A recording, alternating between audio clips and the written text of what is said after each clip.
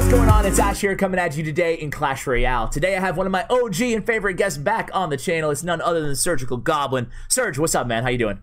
Yo, what's up, Ash? Thank you very much. I'm doing great. No problem. You back at home? Yeah, I've been home for like 2 weeks right now. Yeah, it's been a while, right? I guess I gotta catch up to that. Nice, man. Well, today we actually have you on the channel. We've been testing out a few decks, and the one that you've kind of settled on to share here is this bait cycle deck 3.1. So pretty fast cycle, and it has the mirror in it, which definitely caught my attention. Like, why do you like this deck? And we're gonna be doing live ladder matches. Yeah, I can open to a match and then answer the questions. Absolutely. Okay, perfect.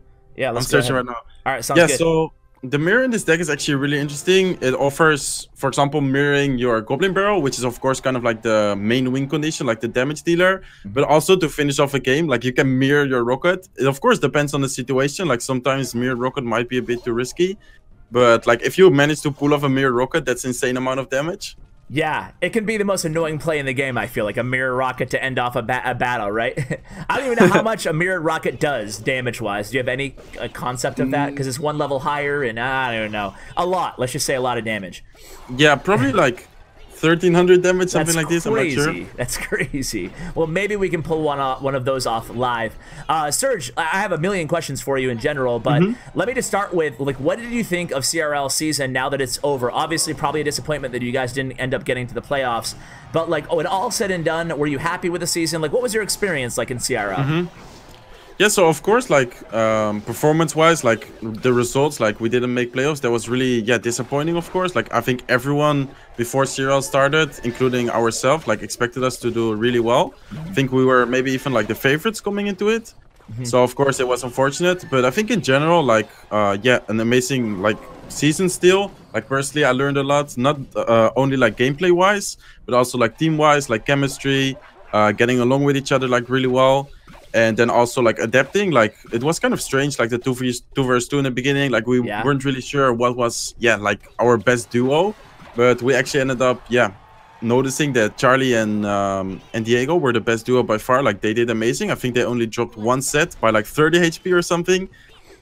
Yeah, that was incredible. You're right though. It did seem like you guys kind of hit your stride maybe a little bit late into the season, but for a while there, you guys were doing well down the stretch. I felt like, you know.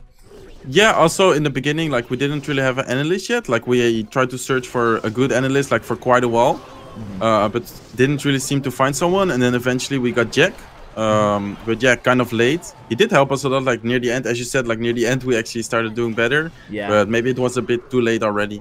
Yeah, when there's only one 1v1 game in CRL, and don't worry guys, we're not gonna talk about CRL the entire video, but when there's only one 1v1 match per game, how do you handle that when you have a team of so many stacked players like Azilius, yourself, Diego, and Buffamac as well? Like, how do you do that? How do you deal with that?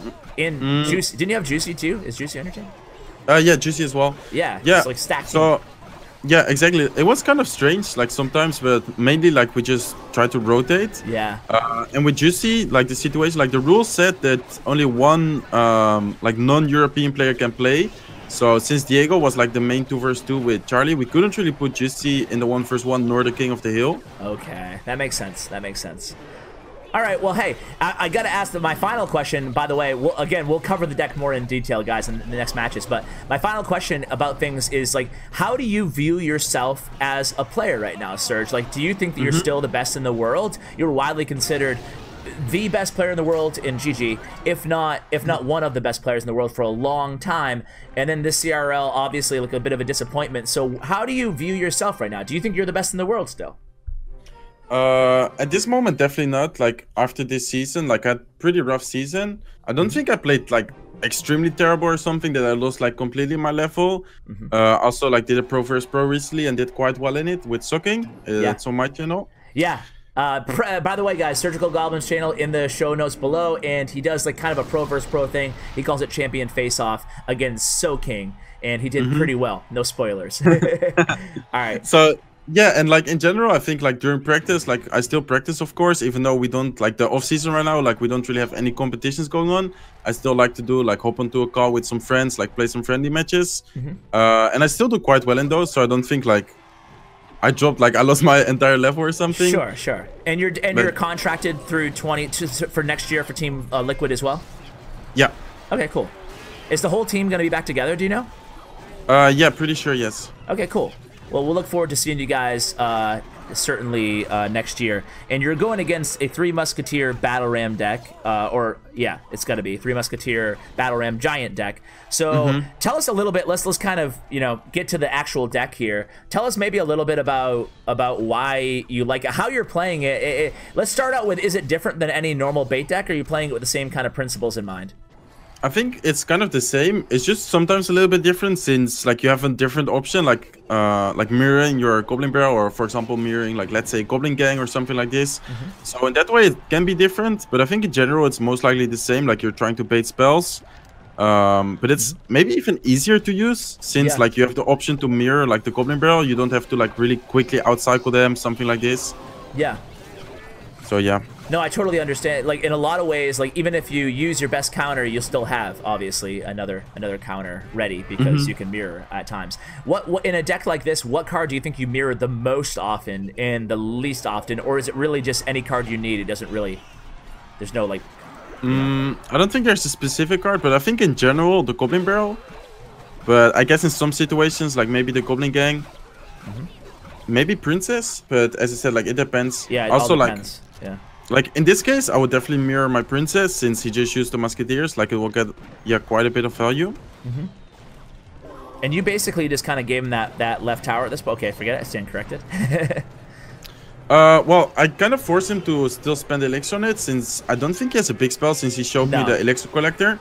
So that's why I kind of forced him to still spend, for example, let's say, I don't know, like a Giant, or maybe like Cycle Locks or something. Okay. So you can rocket him out at this point. Just gotta be careful with Elixir.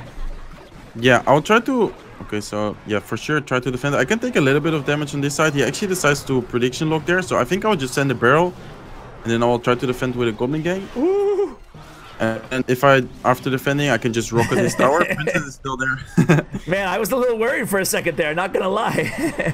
I wasn't sure with the Musketeer, but yeah. There you go. GG's.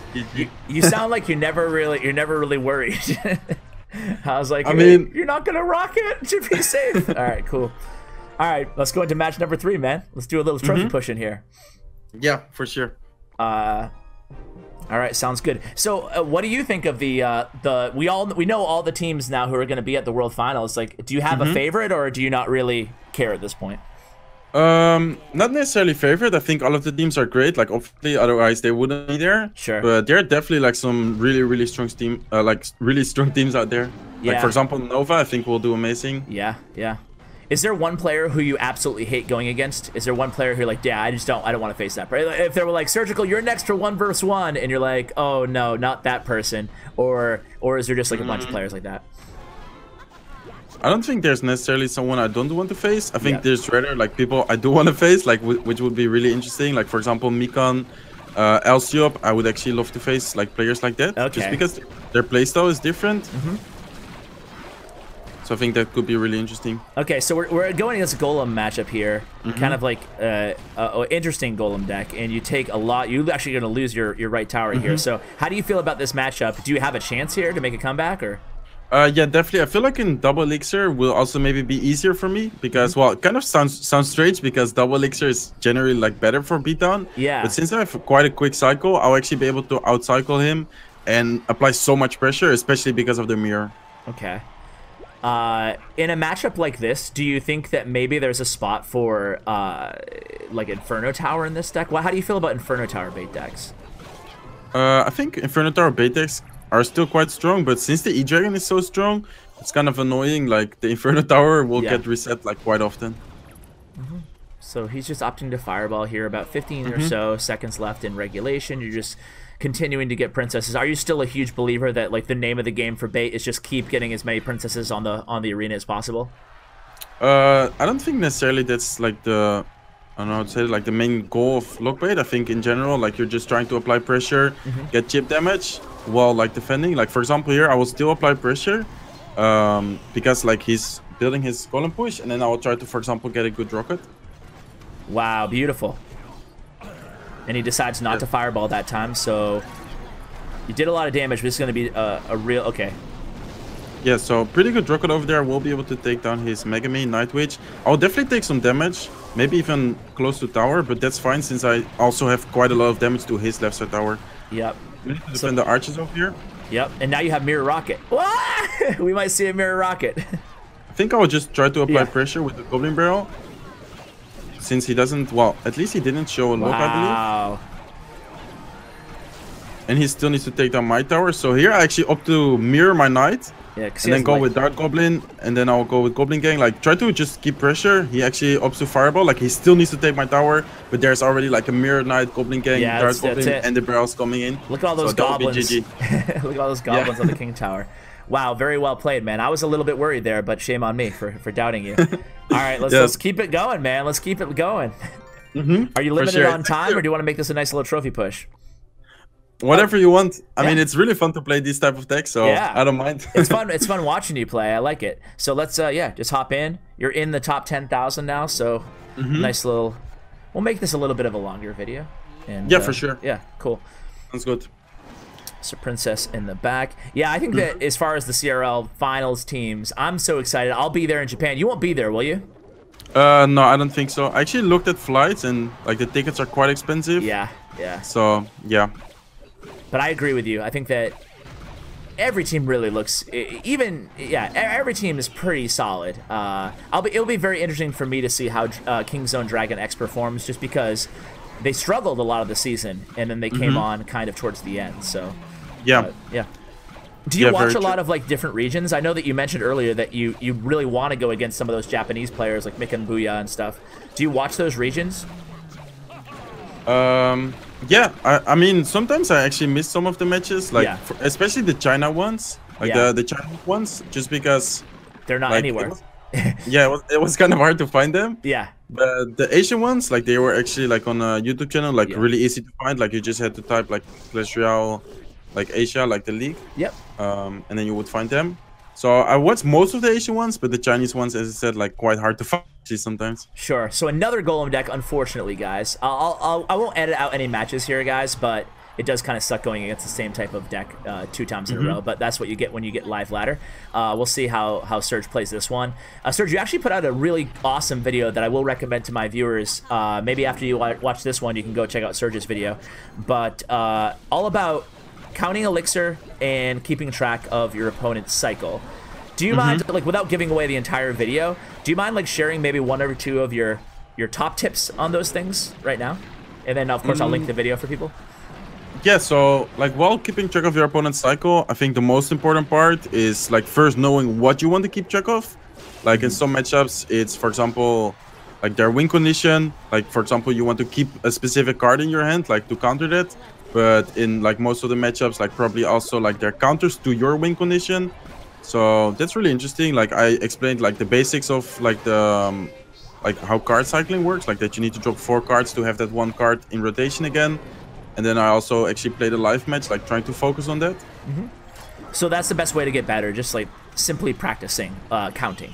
Not being so concerned with winning or losing, but rather just get in the habit. Yeah, I mean, for me, like especially in the wait one second, I'll try to focus. Sure. There's a big. I think he will be able to take it, especially because he also has Zap. So I still need to defend. Oh, really nice Goblin. Yeah. By him. He will just zap the left side, I assume. Wow, looks like he didn't. What? Dude, maybe he went a little bit too aggressive there. Oh man, I thought that was gonna be an L. Hey, GG. Yeah. Well, you'll take it, right? Yeah, for sure. Yeah, okay. Like Barbell, Poison, and Zep, so a really tough matchup. But yeah, I guess he didn't. Hey, it is what it is. Good job beating the hard counter. So, okay, back to Elixir and Cycle. So, in terms of one thing that I notice in my gameplay, like I know I've had 200 pros on my channel now. I should know every tip there is to know, but I still find myself playing the game, and sometimes maybe I'm just an airhead. I don't know, but like I'm just like zoning out, kind of like I'm not thinking of those things. So, do you have any tips? Like, are you just always focusing? Is that just like one of the things that is a characteristic of a pro player, or any tips that just like I don't know, anything like that maybe I haven't thought of that will help me get better at just paying attention, you know? I think for each player it's different. Like some players like to, for example, listen to music, like trying to get into the zone.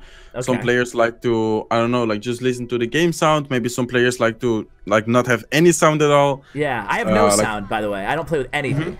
What do you play with? Game sound or? Personally, I don't play with any sound except for on like a big stage. I do game sound just because otherwise like the noise might like end up distracting me. Right. But in general, I actually don't play with any sound. Fortunately, Knight didn't pull both of them, but that's fine. Yeah. Still clean up pretty well here, and it looks like another golem deck. What the heck? Yeah, leather is full of... You know what? If the next match is a golem deck, I'm going to edit it out because I don't want to show 4 golem matches in a row. But we'll see. I'll let you guys know if I do. All right, well, yeah, thanks for those tips, man. About this deck, what would you recommend people playing bait? What would you prioritize as card upgrade order? Like, obviously, Goblin Barrel first. Yeah, Goblin Barrel for sure, because otherwise, like, Max Zap will be able to kill your level 12 Goblin Barrel. It's the worst, yeah. Besides that, probably Rocket, just because it's so important, like, in defense against big, like, tanks. I'm not sure if under-leveled Rocket would, for example, kill, like, a Baby Dragon and stuff like that. So Rocket is quite important and also quite, well, not necessarily easy to max, but since it's a rare, it's easier than like the Goblin Barrel. And then of course like just cards like Goblin Gang, which is common, like since like the Zap won't kill the, like in this example, like in this case, like the Zap didn't kill my Goblin Gang, like the Step Goblins. Yep. And there you go. Tower's going to be close to down. Not down, but close to. And you guys can just see the amount of pressure. Like, if it's not apparent through 3 Golem matches in a row, then I don't know what's going to help you guys. But just against a Golem matchup, you can see Surgical is really, really ready to pressure other lanes super, super aggressively. Now, do you have like a rule of thumb how much elixir you're comfortable spending opposite lane? Like, will you unload all of your elixir? In some situations, yes. Especially like if I know that my opponent, for example, has a Golem like deck with lock. Since it will be harder for me to defend like his Golem push, I try to take his tower, then try to do my best like defending. But in some situations, like maybe just, I don't know, even a princess at the bridge like would be enough, because I would force him to, for example, spend, I don't know, let's say a Night Witch, let's say a Baby Dragon, and then I can just ignore the Baby Dragon on the other side, and then the defense will be much easier because of this. Okay, sounds good. What about against, hopefully we face Lavaloon, but against Lavaloon, I mean, I think back to King's Cup 3 because it was such an important moment for me, but when you beat Action playing Lavaloon using bait, like, do you look back at those matches and think, oh man, I didn't know what I know now back then, or would you say that was like textbook Lavaloon play, and if so, what was your general strategy?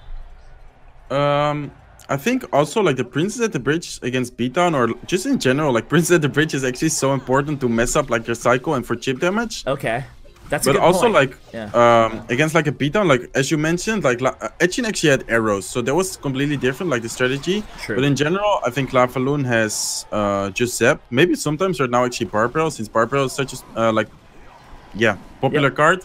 But against Lavaloon with, for example, no Valkyrie and only Zap, Night Goblin Gang pushes, like punishes, if they invest like 7 elixir in their Lava Hound, is super effective. First of all, because it actually takes a tower, like if they ignore it. But second of all, it just, forces out so many responses. Like just the guards on top of it isn't enough. Like they have to, for example, end guards and Zap, or for example, end like guards and me and stuff like that. Yeah. So this way, like I only invest, well, not only it's still quite a lot of elixir, but I invest 6 elixir in that, and it just forces out such a strong response for them. What is your rule of thumb when it comes to... It looks like he's going to connect with a balloon hit here. I wonder if his last card is freeze. I bet it is. So what is your rule of thumb is, like, when's the appropriate time to go in with a... especially against a matchup like this, which is kind of like... It's not a deck you see all the time. It's kind of funky. Like, when do you go in with that Night Goblin barrel? When you know that the balloon is out of cycle? Probably, like in this case, I would do it when his Valkyrie is out of cycle, because otherwise he can just drop a Valkyrie like right on top of it, and then like it will get value. And that's another dumb thing that I do, is sometimes I space out what cards my opponent has. So it sounds like what you do is like you identify the best counters your opponent has early, and then you absolutely just don't forget them. You know? Man, there's nothing you could have done there, I guess. Yeah, that was kind of unfortunate, like because of the rage, the Valkyrie actually walked away. Yeah. and managed to distract, and then the balloon still take for the tower. You can mirror rocket his left tower, but you're gonna need that rocket a lot too. That was a beautiful predictive log there, but still tough to break through this deck. Yeah, so since I know that he has arrows, I'll try to quickly cycle back, but he does have the balloon. I think I will lose this one because I still need to take down his tower, and he will just be able to. Yeah, the rage balloon will probably take down my tower already. Yeah. So well played on his part. Well played. Your first loss of the vid, man. Yeah. It was an interesting deck though. But with Wizard, Valkyrie, not to make excuses, but Wizard, Valkyrie, and arrows, pretty tough to get by this one. Yeah. And especially with the rage balloon, like since Rocco doesn't kill the balloon, and unfortunately like he does it in combination with the Valkyrie, don't really have a combination like to stop and the Valkyrie wall, and then also at the same time like the rage balloon. Yeah, for sure. Well, GG's anyway. Let's go ahead. Want to do like 1 or 2 more? Yeah, for sure. Sounds good. Hope we can get some like more interesting decks like that one. All right, guys. Sorry, hey, we did edit out one match because we got another Golem Night Witch, same thing, Lumberjack Baby Dragon deck. So I was like, you know what, enough is enough. So we're going into the next one. Hopefully not again right now. Yeah, if it's Hopefully again, something else. okay. A Musketeer, good. It might be like 2.6 or something. Serge, I definitely wanted to get your thought on the meta right now. We talked about E-Drag a bit. But what about the rest of the meta? Like, how do you feel right now about the meta in general, especially as like a competitive player? I think the meta in general, like besides E-Dragon, is actually really good. But I feel like E-Dragon is just like so strong, and I'm actually really surprised that they didn't do like an emergency nerf or something like this, especially because their world finals are like actually really close, like like next month already. So yeah, hopefully they will still do that. I actually don't think so. I don't think they will. Yeah, like they said they will like not do anything about it. But besides that, I think it's actually quite balanced. Like the decks in the meta, I think are, pretty good. Like 3 Musketeers actually back in the meta. You actually see some minor poisons again. And then as I said, of course, like the E-Dragon decks, like with P.E.K.K.A, stuff like that. Yeah, if you could buff and nerf one card, what would they be? Nerf for sure. E-Dragon. Buff is interesting. Like I haven't really thought about any. What about Expo? Like, are you a believer that Expo maybe needs a little buff?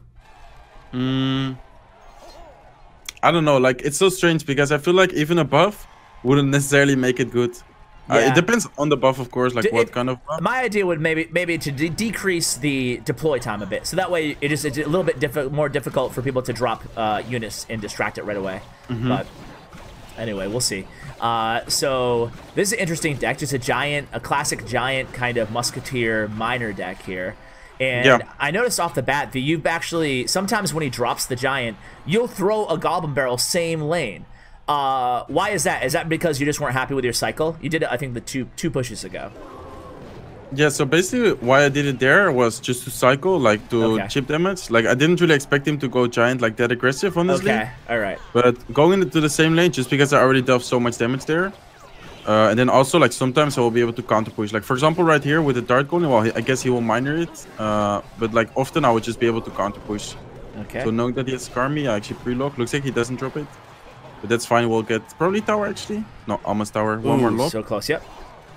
And here he comes with a big push here. So all you need is a log. Yeah, so he will probably arrows, but then I can mirror my Goblin Gang. Oh, yeah. Not sure if I will be able to defend this since he also has a miner. Mirror Goblin Gang OP.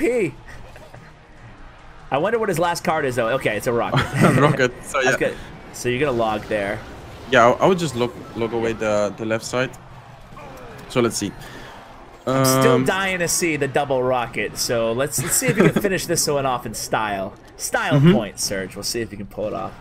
I will do my best. Okay. So yeah, he does give me, of course, like it's quite a lot of elixir for me to spend, but it's actually worth it. Just because, like as you said, like maybe I will be able to end the game like with a mirrored rocket. Yeah. I don't know how much the mirrored rocket does though, but let's see. Yeah. So tournament standard rocket is what, 630 or something? What is it? On tournament standard. I'm sorry, max rocket. My bad. 7? Maxed. 6? Yeah. What is it? 6 to 8. Okay. So it's gonna be like around 13.